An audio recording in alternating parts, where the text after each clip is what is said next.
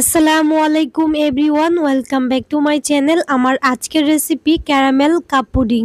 আমার মতো অনেকেই আছেন যারা পুডিং খেতে অনেক বেশি পছন্দ করেন, তবে পুডিং বানাতে গেলে পুডিংটা হয় জমে না, না হয় হচ্ছে সফট হয় না। আজকে আমি A to Z পুডিং এর রেসিপি শেয়ার করব, সেই সাথে গোপন একটা টিপস বলে দিব। অবশ্যই পুরো ভিডিওটা মনোযোগ সহকারে দেখবেন। আমি গ্যারান্টি দিয়ে বলতে পারবো আপনিও চাইলে আমার মতো এরকম কাপ পুডিং বা যে কোনো পুডিং বাসায় তৈরি করে নিতে পারবেন একদম অনায়াসে। তাহলে চলুন আর কথা না বাড়িয়ে শুরু করি আজকের এই ডিম দিয়ে ক্যারামেল কাপ পুডিং এর রেসিপিটা। আজকের এই ক্যারামেল পুডিংটা কিন্তু আমি কাপের মধ্যে বানাবো, তবে আপনারা চাইলে কেকের মোল্ড অথবা পুডিং এর মোল্ডেও বানাতে পারেন একদম সেম পদ্ধতিতে।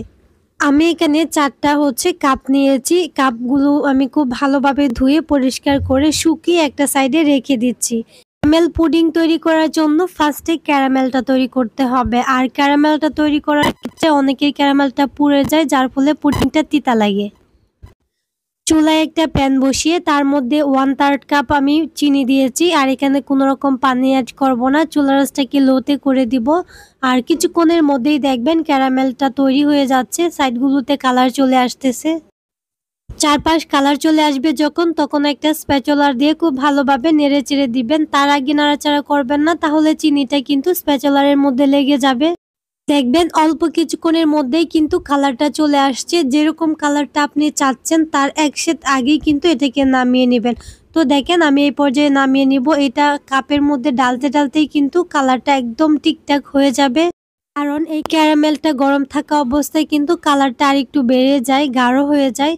ক্যারামেলটাকে সাথে সাথেই কিন্তু যে মোল্ডের মধ্যে আপনি পুডিংটা বানাবেন সেই মোল্ডে সেট করে নিতে হবে, না হলে কিন্তু ঠান্ডা হওয়ার সাথে সাথে এটা একদম শক্ত হয়ে জমে যাবে। আর দেখেন ক্যারামেলের কালারটা মাশাআল্লাহ অনেক বেশি সুন্দর আসছে। এখন খুব ভালোভাবে আমি সেট করে দিচ্ছি এভাবে একটু নেড়ে চেড়ে। আজকে ক্যারামেলের যে কালারটা আসছে এই কালারটা যদি পুডিং এর মধ্যে থাকে আপনার মন চাইবে খেতেই থাকি, এতটাই মজার হয় আর দেখে অনেক বেশি লোভনীয় মনে হবে। এখন আমি কাপগুলোকে একটা সাইডে রেখে দিব, খুব ভালোভাবে এগুলা সেট হয়ে যাবে। এখন ডিম ভেঙে নিব। ডিম দিয়ে কিন্তু বানাবো। আমি 4টা কাপ নিয়েছি। 4টা কাপের জন্য 2টা ডিম লাগবে। যদি আপনারা 2টা কাপে বানান তাহলে একটা ডিম নেবেন। পুডিংটা বানানোর 10 থেকে 15 মিনিট আগে কিন্তু ডিমটাকে ফ্রিজ থেকে নামিয়ে নরমাল করে নিতে হবে। এখন এর মধ্যে দিয়ে দিচ্ছি স্বাদ মতো চিনি। চিনিটা অবশ্যই নিজেদের টেস্টের উপরে দিবেন, যে যতটুকু মিষ্টি খাবার খেতে পছন্দ করেন। কারণ চিনির জন্য কিন্তু পুডিং জমা বা স্মুথ হওয়ার কোনো সম্পর্ক নাই, এটা জাস্ট মিষ্টিটা আনে। তো আমি এখানে 1/3 কাপ চিনি, স্বাদ মতো লবণ দিয়ে দিচ্ছি। অবশ্যই মিষ্টি খাবারে লবণটা দিলে এটার ব্যালেন্সটা একদম ঠিকঠাক থাকে। এখন একটা হ্যান্ড উইক্স দিয়ে খুব ভালোভাবে ডিমটাকে ফেটিয়ে নিয়েছি। ডিমটা যদি এরকম ফেনা ফেনা হয় তাহলে কিন্তু পুডিংটা একটু ছিদ্র ছিদ্র হবে, আর যদি ফেনা ফেনা না হয় তাহলে আপনার পুডিংটা একদম সফট আর স্মুথ হবে। ডিমের যে মিশ্রণটা ওইটা কিন্তু মেপে নিতে হবে, তাহলে পুডিংটা একদম ঠিকঠাক হবে। যতটুকু ডিমের মিশ্রণ হয়েছে তার থেকে ডবল আপনার দুধ নিতে হবে, আর এই দুধটা অবশ্যই আগে থেকে জাল করে ঘন করে নিতে হবে। কারণ দুধটা যত বেশি ঘন হবে এই পুডিংটা তত বেশি টেস্টি হবে। যতটুকু আপনার এখানে ডিম হয়েছে তার ডবল আমি কিন্তু দুধ নিয়েছি। ভ্যানিলা এসেন্স দিয়েছি, ডিমের যে বাজে একটা স্মেল আছে ওইটা যাওয়ার জন্য। চাইলে এখানে 1 চিমটি এলাচ গুঁড়াও দিতে পারেন। এখন একটা কাঁটা চামচ দিয়ে কিছুক্ষণ এভাবে মিশিয়ে নিচ্ছি। ডিম আর দুধের মিশ্রণটা ঠিকঠাক যদি থাকে তাহলে অবশ্যই আপনার পুডিংটা 100% হবে। তারপরে যদি না হয় তাহলে শেষে আমি একটা গোপন টিপস বলে দিব, যেটা আর কেউ বলে কিনা আমার জানা নাই। তবে যারা একদমই পারবেন না বানাতে, একদমই মনের মধ্যে কোনো ভরসাই নাই, তারা অবশ্যই ওই টিপসটা ফলো করবেন। পুডিং এর মিশ্রণটাকে চেকে নিয়েছি। এখন কাপের যে আমি ক্যারামেলটা সেট করেছি দেখেন একদম ঠিকঠাক আছে, একদম শক্ত হয়ে গেছে। এখন আমি এর মধ্যে পরিমাণ মতো করে পুডিং এর মিশ্রণ দিয়ে দিব। পুডিং তৈরি করার ক্ষেত্রে পুডিং এর যে মোলটা ওইটা কিন্তু একদম ভরে দেওয়া যাবে না, অর্ধেকের থেকে একটু বেশি করে আমি দিয়ে দিচ্ছি। কারণ এগুলা ফুলে কিন্তু অনেকটাই বড় হয়ে যায়। আমার যেহেতু অল্প একটু পুডিং এর মিশ্রণ ছিল যার জন্য আমি একটু বেশি করে দিয়ে দিচ্ছি। যে পরিমাণ পুডিং এর মিশ্রণ ছিল ওইটা দিয়ে আরেকটা কাপ হবে না, যার জন্য দিয়ে দিচ্ছি।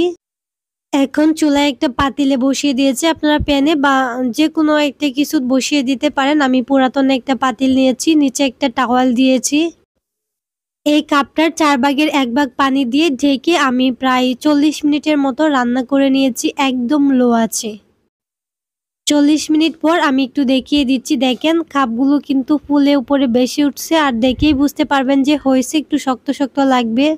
তবে ভিতর থেকে হয়েছে কিনা ওইটা চেক করার জন্য একটা স্টিক নিয়ে এভাবে দিবেন। যদি স্টিকটা একদম ক্লিন আসে তাহলে বুঝবেন হয়ে গেছে।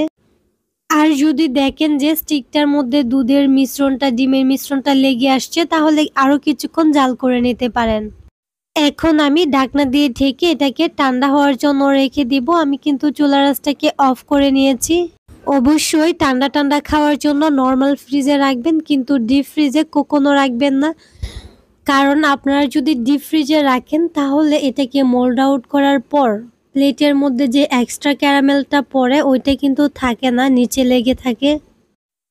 আমি এখন এই সাইডগুলো একটা নাইফ দিয়ে ছাড়িয়ে নিয়েছি আর এই ক্যারামেলটাকে মোল্ড আউট করে নিয়েছি।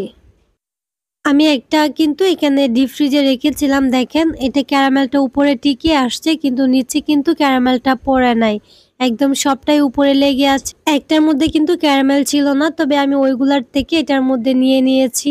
এতগুলো টিপস ফলো করার পরও যদি কারো ক্যারামেল পুডিং জমে না বা সফট হয় না বা কেউ বিশ্বাস করতে পারছেন না, তবে তারা কিন্তু যখন আমি ডিম আর দুধের মিশ্রণটা রেডি করেছি পুডিং বানানোর জন্য, তখন এর মধ্যে 1 টেবিল চামচ কর্নফ্লাওয়ার অ্যাড করতে পারেন, বেশি না আবার 1 টেবিল চামচ কর্নফ্লাওয়ার অ্যাড করবেন, তাহলে আপনার পুডিং 100% হবেই।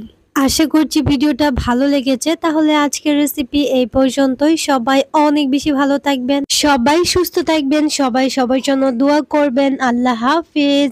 আসসালামু আলাইকুম। আসসালামু আলাইকুম everyone, welcome back to my channel. আজকে আমি পাউরুটি দিয়ে ভীষণ মজার একটা ডেজার্ট বানাবো।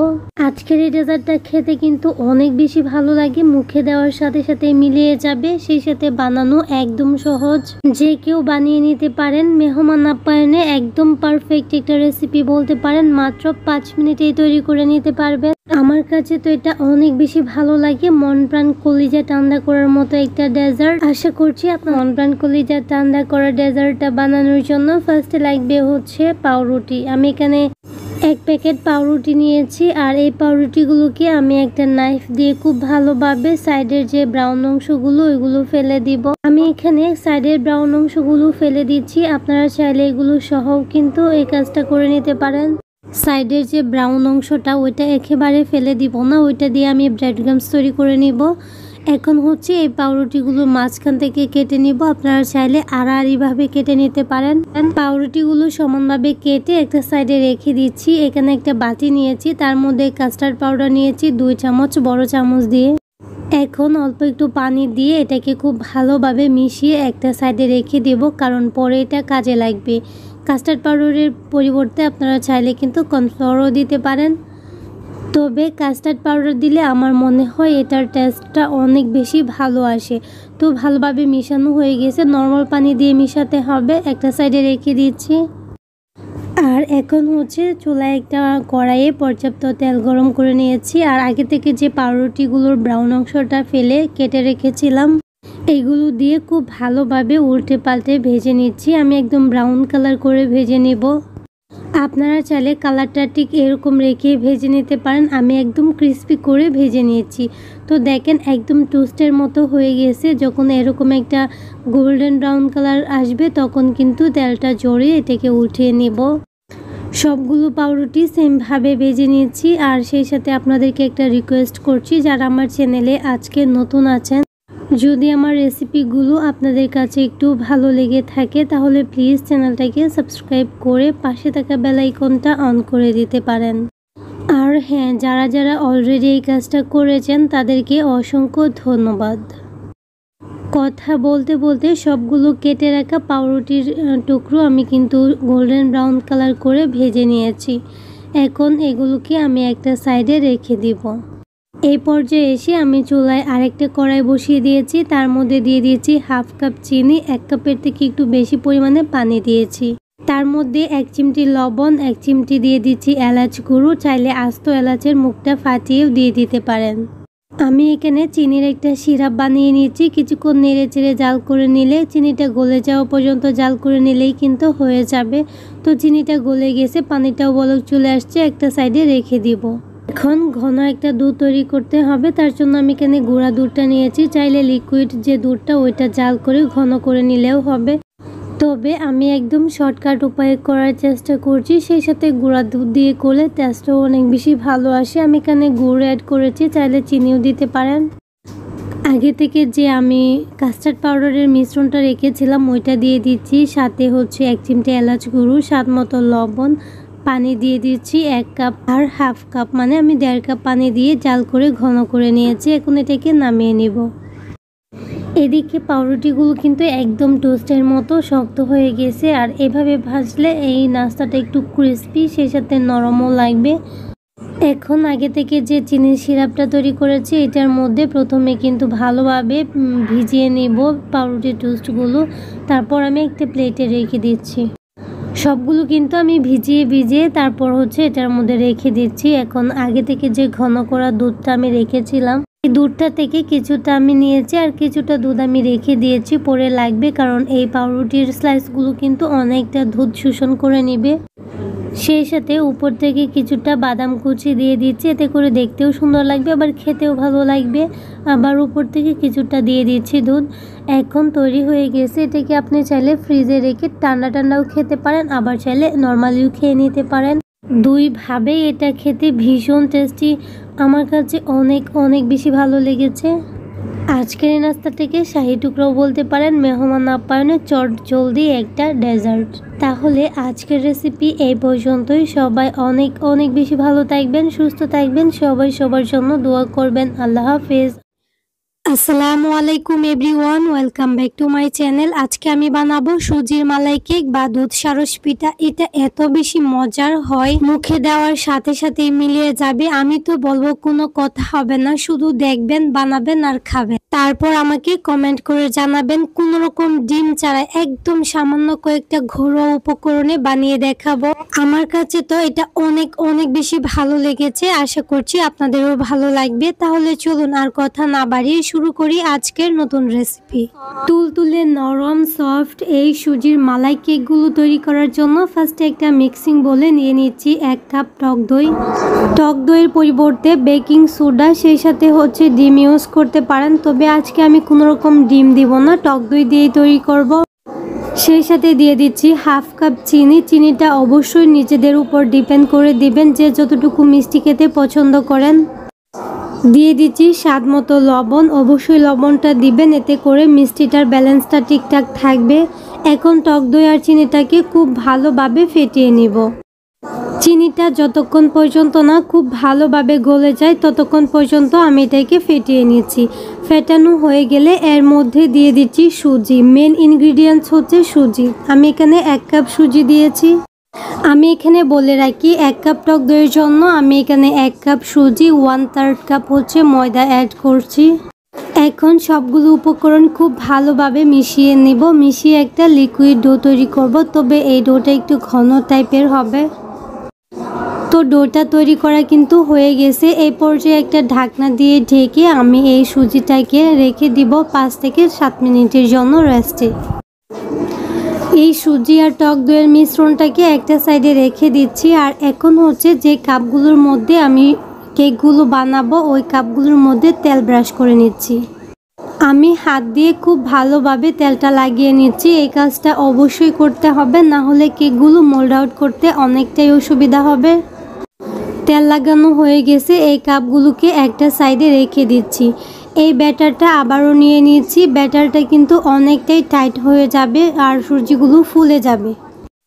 ডোটা কিন্তু রেডি না, এখন ডোটাকে রেডি করতে হবে কেক তৈরি করার জন্য। এখন এর মধ্যে আমি দিয়ে দিব হচ্ছে গুঁড়া দুধ। গুঁড়া দুধটা দিলে এই কেকের টেস্ট অনেক বেশি ভালো আসে, তাই চেষ্টা করবেন এখানে গুঁড়া দুধটা অ্যাড করতে। 2 টেবিল চামচ গুঁড়া দুধ দিয়ে দিচ্ছি। সেই সাথে আমি এখানে নিয়েছি 1/4 teaspoon baking soda. Baking powder নেবেন না, বেকিং সোডা নিতে হবে, না নিলেও হবে, এটা টোটালি অপশনাল। 1/4 টিস্পুন বেকিং সোডার সাথে 1 চামচ পানি দিয়ে খুব ভালোভাবে মিশিয়ে আমি এই ডোটার মধ্যে দিয়ে দিচ্ছি।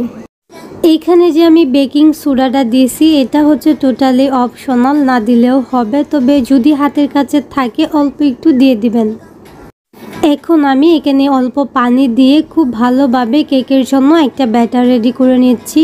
সুজির এই কেকের ব্যাটারটা পাতলা হবে না, একদম ঘন টাইপের একটা ব্যাটার হবে। এটার কনসিস্টেন্সিটা দেখে আপনারা বুঝে নেবেন।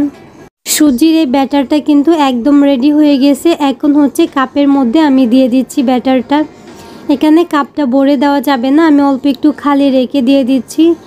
কাপের মধ্যে হচ্ছে ব্যাটারটা দেওয়ার পর খুব ভালোভাবে এভাবে ট্যাপ করে নিতে হবে, যাতে করে ভিতরে কোনো বাতাস থাকলে এটা বের হয়ে যায়। আমার কাছে 2টা কাপ ছিল, আমি 2টা কাপে দিয়ে দিচ্ছি। আর একসাথে কিন্তু 3-4টা এরকম ছোটো কাপ থাকলে একসাথে বানিয়ে নেওয়া যায়। এখন উপর থেকে কিছুটা কিশমিশ দিয়ে দিচ্ছি, এতে করে দেখতেও সুন্দর লাগবে, খেতেও ভালো লাগবে। আর এদিকে চুলায় একটা কড়াইয়ে পর্যাপ্ত পানি দিয়ে আমি একটা স্ট্যান্ড দিয়ে দিচ্ছি। পানিটা যখন বলক চলে আসছে তখন উপরে কেকের মোল্ডগুলা দিয়ে দিচ্ছি। এই কেকগুলা হতে বেশি একটা সময় লাগে না, মাত্র 7 থেকে 8 মিনিট হইলেই হয়ে যায়। এই কাপ কেকগুলো হতে কিন্তু 7 থেকে 8 মিনিট সময় হলেই হয়ে যাবে, তার থেকে কম লাগবে, তবে বেশি লাগে না। এখন ঢাকনা দিয়ে ঢেকে আমি এটাকে রান্না করে নিচ্ছি। 2 থেকে 3 মিনিট পরে দেখেন কেকগুলো ফুলে একদম কাপটা ভরে গেছে। আমার উচিত ছিল এই কাপের অর্ধেকটা করে ব্যাটার দেওয়া। দেখেন ফুলে একদম ডবল হয়ে গেছে, আপনারা দেখে নিশ্চয়ই বুঝতে পারছেন। আর একদম ঢাকনাটার মধ্যে লেগে গেছে। এখন আমি হচ্ছে 5 মিনিট পর এটাকে চেক করে নিচ্ছি যে এটা কি ভালোভাবে সিদ্ধ হয়েছে কিনা, না ভিতরে কাঁচা আছে। আমি এখানে একটা স্টিক নিয়েছি, স্টিকটা যদি ক্লিন আসে তাহলে বুঝবেন এটা কিন্তু হয়ে গেছে। আর আমার এই স্টিকটা কিন্তু ক্লিন আসে নাই, ভিতরে যে কাঁচা ব্যাটার ওইটা কিন্তু কাঠির মধ্যে লেগে গেছে দেখেন। তার মানে আমার এই কেকটা কিন্তু পুরোপুরি হয় নাই, উপর থেকে ফুলে গেছে ঠিক আছে, কিন্তু ভিতরে কাঁচা আছে। আমি আরও 2 মিনিট জাল করে নিয়েছি, তারপর দেখে নিচ্ছি যে কেকটা কি আসলে হয়েছে কিনা। এখন দেখবেন এই কাঠিটা কিন্তু একদম ক্লিন আসছে, ভিতরে কাঁচা নাই, কেকটা হয়ে গেছে, যার কারণে এরকম ক্লিন আসছে। তো আমি ওইটাও চেক করে দেখিয়ে দিয়েছি। এরকম যদি বুঝেন তাহলে বুঝবেন কেকগুলো হয়ে গেছে, সেটা 3 মিনিট লাগুক 5 মিনিট লাগুক, কিন্তু যদি এরকমভাবে ক্লিন আসে তখনই বুঝবেন কেকগুলো হয়ে গেছে। আর যে কোনো মোল্ড ব্যবহার করলে অর্ধেকটা ব্যাটার দিবেন, তাহলে এই কেকটা ঠিকঠাক হবে। আমি কিন্তু অল্প একটু খালি রাখছিলাম, যার কারণে কেকটা অনেক বেশি হয়ে গেছে, ঢাকনার মধ্যে লেগে গেছে। তো এই কাপ কেকগুলো আমি উঠিয়ে নিয়েছি। এখন হচ্ছে ঠান্ডা হওয়ার পর এই কেকগুলো মোল্ড আউট করতে হবে, যার জন্য ছোটো ছোটো স্টিলের বাটিতে আমি দিয়ে দিচ্ছি। একবারে 3টা করে দিয়ে দিচ্ছি, আর এখন কিন্তু আমি হাফ করে দিয়েছি। আর 3 থেকে 4 মিনিট পরে দেখেন কেকটা কিন্তু ফোলা শুরু করে দিয়েছে। আর এগুলো আমি রান্না করে নিচ্ছি। এদিকে দেখেন কেকগুলো কিভাবে মোল্ড আউট করি। কেকগুলো ঠান্ডা হওয়ার পর এই কাপগুলোকে এভাবে আমি চাপ দিতে থাকবো, আর এভাবে হচ্ছে হালকা করে চাপ দিলে এই মোল্ড থেকে কেকটা আলাদা হয়ে যাবে। আপনারা একটু সাবধানে কাজটা করবেন। যদি কেকটা ঠিকঠাক মতো হয় তাহলে খুব সহজে এটা মোল্ড আউট হয়ে যাবে। আর দেখেন খুব সুন্দরভাবে কিন্তু মোল্ড আউট হয়ে গেছে। তো বাকিটাও এভাবে করে দেখাচ্ছি। আর এই কেকগুলো কতটা সফট হয়েছে আশা করছি আপনারা দেখেই বুঝতে পারছেন। সবগুলো কেক অসংখ্য জালিদার হয়েছে। তো এগুলা দেখেন আমি একটা সাইডে রেখে দিচ্ছি। আর বাকি যে কেকগুলো আমি দিয়েছিলাম রান্না করতে ওইগুলা দেখি হয়েছে কিনা। কেকগুলো কিন্তু আমি পানির ভাপে রান্না করে নিচ্ছি। আপনারা চাইলে কিন্তু এগুলা পানি ছাড়া লবণ অথবা বালি দিয়েও ভাপিয়ে নিতে পারেন। তো দেখেন খুব সুন্দরভাবে এটা ক্লিন হয়েছে দেখেন। আর এই কেকগুলো কিন্তু হয়ে গেছে, কাঠিটা দেখে বুঝতে পারছেন। এখন এই কেকগুলোকে ঠান্ডা করে তারপর মোল্ড আউট করে নিচ্ছি। আর সবগুলো কেক মোল্ড আউট করে নিচ্ছি। কেকগুলো আসলে দেখেই বুঝতে পারছেন, আমার বলে বোঝানোর কিছু নাই। এই কেকগুলো এত বেশি ফুলছে আর এত সফট নরম তুলতুলে হয়েছে, একদম জালিদার হয়েছে, এরকমই নরম তুলতুলে সফট। আমি একটু ভেঙে দেখাচ্ছি। আমি কি বলবো, একবার যদি বাসায় আপনারা না তৈরি করেন তাহলে বুঝতেই পারবেন না এই কেকগুলো কতটা সুন্দর হয়েছে। যে কেকগুলো তৈরি হয়ে গেছে এই কেকগুলো এই পর্যায়ে আপনারা এভাবে খেয়ে নিতে পারেন। এখন হচ্ছে সুজির কেকগুলোর জন্য আমি মালাই তৈরি করে নিব। মালাইটা তৈরি করার জন্য চুলায় একটা প্যান বসিয়ে দিয়েছি, তার মধ্যে দিয়ে দিচ্ছি 3 কাপ লিকুইড দুধ। আর এর মধ্যে আমি গুড় দিব। আপনারা চাইলে কিন্তু চিনিটাকে ক্যারামেল করে দিতে পারেন। আমি এখানে গুড়টা দিয়েছি একটা মালাইয়ের কালার আসার জন্য, স্বাদ মতো লবণ, মিষ্টিটা অবশ্যই নিজেদের পছন্দ মতো দিবেন। আর এখানে দিয়ে দিচ্ছি এলাচ গুঁড়ো 1 চিমটি পরিমাণ ফ্লেভারের জন্য। খুব ভালোভাবে নেড়েচেড়ে 2-3টা বলক আসলে নামিয়ে নিব, কারণ এই মালাইটাকে এত বেশি ঘন করা যাবে না। দুধটা যদি বেশি ঘন হয়ে যায় তাহলে কেকের ভিতরে কিন্তু দুধটা ঢুকবে না আর নরম তুলতুলে সফটও হবে না। যার জন্য 2-3টা বলক আসার পরে দুধটাকে নামিয়ে নিয়েছি। এখন এই গরম দুধটাই কিন্তু এই কেকগুলোর উপরে দিয়ে দিব। দুধটা গরম থাকা অবস্থায় পুরো দুধটাই আমি দিয়ে একটা ঢাকনা দিয়ে ঢেকে এটাকে প্রায় 20-30 মিনিটের জন্য রেখে দিব রেস্টে। আর এরই মধ্যে দেখবেন দুধটা খেয়ে এই কেকগুলো ফুলে একদম টাইটুম্বুর হয়ে গেছে। উপর থেকে কিছুটা কাঠবাদাম কুচি দিয়ে দিচ্ছি। এখন আপনারা দেখেন কেকটা এত বেশি বড় হয়েছে আর সফট হয়েছে, একদম নরম তুলতুলে। আমি একটু ভেঙে দেখাচ্ছি আপনাদের। আজকে আমি সুজি দিয়ে একদম ঘরোয়া কিছু উপকরণ দিয়ে মজার একটা মালাই কেক বা দুধ সারস পিঠা তৈরি করে দেখিয়েছি। যদি আপনাদের ভালো লাগে তাহলে প্লিজ চ্যানেলটাকে সাবস্ক্রাইব করে পাশে থাকা বেল আইকনটা অন করে দিবেন, সেই সাথে কমেন্ট করে জানাতে কিন্তু ভুলবেন না। আর এটা কিন্তু 2 থেকে 3 দিন নর্মাল ফ্রিজে রেখে অনায়াসে খেতে পারবেন। তাহলে আজকের রেসিপি এই পর্যন্তই। সবাই অনেক আসসালামু আলাইকুম everyone, welcome back to my channel. আজকে আমি চিড়ার কাস্টার্ড দিয়ে একদম নতুন ধরনের একটা ডেজার্ট রেসিপি শেয়ার করব। আশা করছি আপনাদের অনেক বেশি ভালো লাগবে। একদম কম উপকরণে কম সময়ে কিন্তু বানিয়ে নিতে পারবেন একদম নতুন একটা রেসিপি।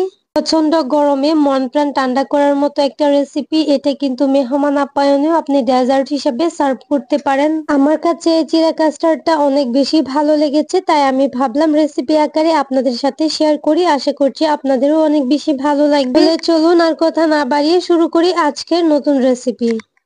চিড়া কাস্টার্ড বানানোর জন্য ফার্স্টে একটা মিক্সিং বোলে নিয়ে নিচ্ছি 1.5 কাপ চিড়া। চিড়াটা আমি প্রথমে ভালোভাবে কিন্তু পরিষ্কার করে নিয়েছি। চিড়ার মধ্যে অনেক পরিমাণে ময়লা থাকে। আর এখন নর্মাল পানি দিয়ে এই চিড়াটাকে 3 থেকে 4 বার আমি ধুয়ে পরিষ্কার করে নিব। খুব ভালোভাবে কচলিয়ে কচলিয়ে ধুয়ে নিব আর বেশি পরিমাণে পানি দিয়ে ধুয়ে নিব, যাতে খুব ভালোভাবে চিড়াটা পরিষ্কার হয়। আর পরিষ্কার পানি আসার আগ পর্যন্ত ধুয়ে নিব। তারপর একটা স্ট্রেনারে চিড়াটাকে রেখে দিব যাতে এক্সট্রা পানিটা ঝরে যায়। চিড়াটা যাতে নরম না হয়ে যায়, শক্ত শক্তই থাকে। এখন এটাকে একটা সাইডে রেখে দিচ্ছি। চিড়া কাস্টার্ড তৈরি করার জন্য আমি 2টা কলা নিয়েছি, পাকা কলা। আপনারা চাইলে এখানে আমও নিতে পারেন বা যে কোনো ফ্রুটস নিতে পারেন। আমি 2টা কলা নিয়েছি, 2টা কলা দিয়েই কিন্তু হয়ে যাবে। খোসাটা ছাড়িয়ে নাইফ দিয়ে কিন্তু ছোট টুকরো টুকরো করে কেটে নিতে হবে। আমি কলাটাকে একটু মোটা স্লাইস করে কেটেছি, আপনারা চাইলে একদম পাতলা পাতলা করে কেটে নিতে পারবেন। চিড়া কাস্টার্ডের মধ্যে যদি ফল অ্যাড করেন তাহলে কলা, পাকা পেঁপে, পাকা আম এগুলা অ্যাড করতে পারেন। এইগুলা দিলে খেতে বেশি ভালো লাগে। কলাগুলো কাটা হয়ে গেছে। এখন একটা সাইডে আমি কলাগুলোকে রেখে দিচ্ছি। আর এখন হচ্ছে একটা ফ্রাই প্যান নিয়েছি। আমি একদম ঝটপট তৈরি করে নিব যাতে একদম কম সময়ে হয়ে যায়, তার জন্য আমি ফ্রাই প্যানেই হচ্ছে দিয়ে দিচ্ছি উপকরণগুলো। আমি এখানে 1/2 কাপ দিয়ে দিয়েছি গুঁড়ো দুধ। আর এখানে চাইলে লিকুইড মিল্কটাও দিতে পারেন, তবে গুঁড়ো দুধ দিলে বেশি টেস্টটা আসে। আর 1 টেবিল চামচ দিয়ে দিচ্ছি হচ্ছে কাস্টার্ড। আর 1/2 কাপ দিয়ে দিচ্ছি চিনি। দিয়ে দিচ্ছি স্বাদ মতো লবণ। আমার মনে হয় মিষ্টি খাবারে লবণটা দিলে মিষ্টির যে ব্যালেন্সটা ওইটা ঠিক থাকে। আর যদি আপনারা না চান স্কিপ করতে পারেন। এখানে আমি ভ্যানিলা এসেন্স দিয়ে দিচ্ছি, আপনারা চাইলে এলাচ গুঁড়ো দিতে পারেন। এখন সবগুলো খুব ভালোভাবে মিশিয়ে নিচ্ছি। তারপর এখানে হাফ পানি দিয়ে দিব 2 কাপ। 2 কাপ পানি দিয়ে কিন্তু হয়ে যাবে, কারণ যেহেতু কাস্টার্ড দিয়েছি সেই সাথে গুঁড়া দুধ দিয়েছি। এটা খুব তাড়াতাড়ি কিন্তু ঘন হয়ে যাবে, সো এত পানি দেওয়ার কোনো দরকার নাই। যদি হচ্ছে কাস্টার্ড আপনারা গুলান, গরম পানিতে দিবেন না বা গরম দুধেও দিবেন না, অল্প একটু নর্মাল পানির মধ্যে গুলিয়ে নিতে হবে। যার জন্য আমি ফার্স্টে এগুলাকে খুব ভালোভাবে মিশিয়ে নিচ্ছি, তারপর পানিটা অ্যাড করছি। এখন হচ্ছে এটাকে একটা চুলায় বসিয়ে দিব। চুলার আঁচটাকে প্রথমে আমি বাড়িয়ে দিয়েছি, তারপর এটাকে লোতে করে দিয়েছি। আর অনবরত কিন্তু নেড়ে চেড়ে নিতে হবে। যদি নাড়াচাড়া অফ করেন তাহলে কিন্তু তলানিতে লেগে যাবে আর কাস্টার্ড কিন্তু খুব তাড়াতাড়ি ঘন হয়ে যায়। আপনারা দেখে নিশ্চয়ই বুঝতে পারছেন। আমি কিন্তু অনবরত নেড়ে ছেড়ে নিচ্ছি। আমি এখানে মিষ্টির জন্য চিনিটা অ্যাড করছি। যদি আপনারা চান কনডেন্স মিল্ক দিতে পারেন, এতে করে এটার টেস্টটা আরো বেশি ভালো আসবে।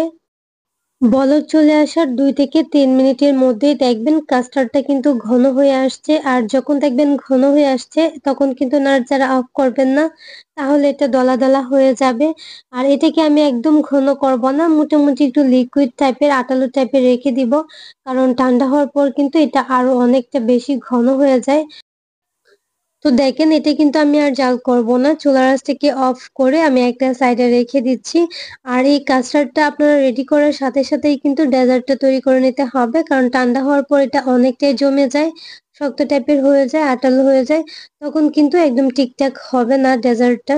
সো আমি এটাকে একটা সাইডে রেখে দিচ্ছি। আর হচ্ছে একটা সার্ভিং ডিশ নিয়েছি। তার মধ্যে আমি চিড়াটাকে খুব ভালোভাবে সাজিয়ে নিয়েছি। আর চিড়াটা দেখেন খুব ভালোভাবে ঝরঝরে হয়ে গেছে।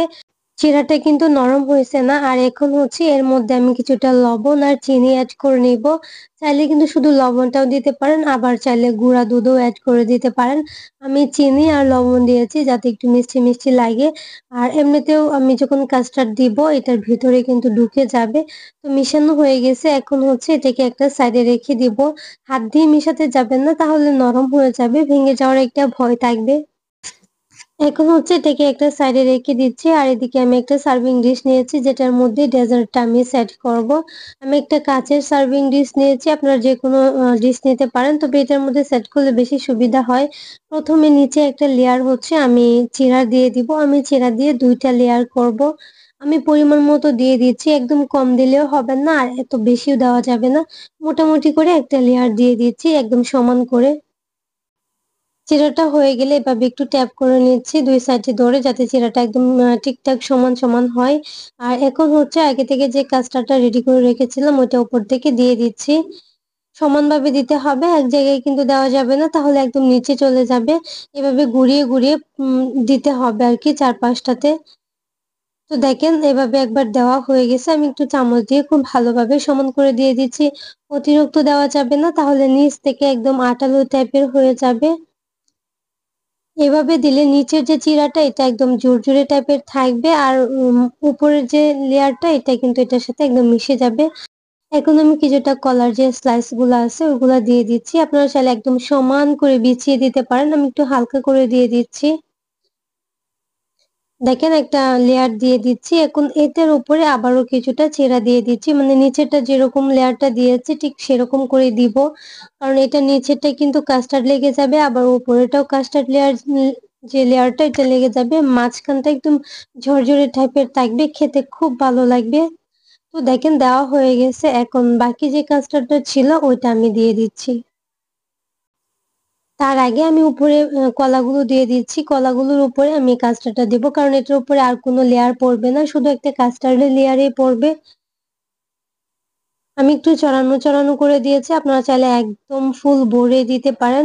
তো দেখেন এখন হচ্ছে আমি দিয়ে দিয়েছি বাকি যে কাস্টার্ডটা ছিল। চাইলে আরেকটু ক্রিম দিতে পারেন। তবে আমার এতটুকুই ছিল যার জন্য একটু পাতলা হয়ে গেছে, সমস্যা নাই। এখন এটা কিন্তু খুব ভালোভাবে আমার কমপ্লিট হয়ে গেছে। এটাকে বেশি টেস্টি করার জন্য এই গরমে ঠান্ডা ঠান্ডা খেতে কিন্তু অনেক বেশি ভালো লাগবে। এটাকে নরমাল ফ্রিজে ২ থেকে ৩ ঘন্টা বা ১ ঘন্টা রাখলেও হবে। ঠান্ডা ঠান্ডা বের করে খেলে কিন্তু এটা অনেক বেশি মজা লাগবে। আর এটা কিন্তু মেহমান আপ্যায়নেও আপনারা ঝটপট তৈরি করে রেখে দিতে পারেন। আগে থেকে রেডি করে ফ্রিজে রেখে দিলে মেহমানকে ঠান্ডা ঠান্ডা সার্ভ করে দিতে পারেন। আমি উপর থেকে কিছুটা কাঠবাদাম কুচি করে দিয়ে দিচ্ছি। এতে করে দেখতে বেশি সুন্দর লাগবে, খেতেও কিন্তু অনেক বেশি মজা লাগবে। আপনারা দেখে নিশ্চয়ই বুঝতে পারছেন কতটা যে ইয়াম্মি লাগছে। আমার কাছে তো অনেক বেশি মজা লাগছে। অবশ্যই একবার হলেও আপনারা বাসায় ট্রাই করে দেখবেন। একদম হাতের কাছে থাকা কিন্তু উপকরণ দিয়ে আহামরি কোনো উপকরণ এটার মধ্যে দেওয়া হয় নাই। মেইন উপকরণ তো ২ টা। আর চিনি, গুঁড়া দুধ এগুলা তো সবার বাসায় থাকে। চাইলে বানিয়ে নিতে পারেন। অনেক বেশি মজা লাগবে। রেসিপি ভালো লাগলে প্লিজ চ্যানেলটাকে সাবস্ক্রাইব করে পাশে থাকা বেল আইকনটা অন করে দিবেন। তাহলে আজকের রেসিপি এই পর্যন্তই। সবাই অনেক বেশি ভালো থাকবেন, সুস্থ থাকবেন। আল্লাহ হাফেজ। আসসালামু আলাইকুম।